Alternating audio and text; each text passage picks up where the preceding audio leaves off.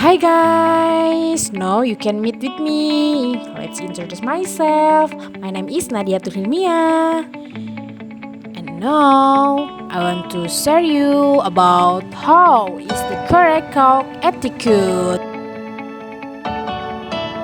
Let's check it out. Step 1. You have to provide tissue or handkerchief. And then what the next?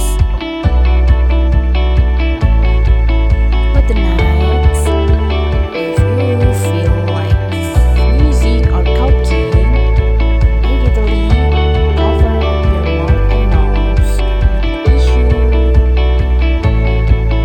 Right.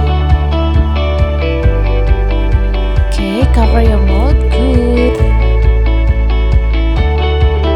Achoo. Yeah, good. After that, throw the tissue in the trash. Good.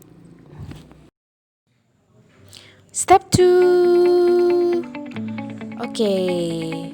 First, if you don't bring a tissue, don't be worried. But you can wear the inner sleeve of your shirt. How to eat? If you feel like sneezing and coughing, you can face to the inner sleeve of your shirt. Hachi. Okay, nice, good. And then after that, you have to wash your hands 6 steps. And the last, don't be forget, you have to wear a mask so as not to spread the other people. Okay guys, thank you for your attention. Thank you for watching.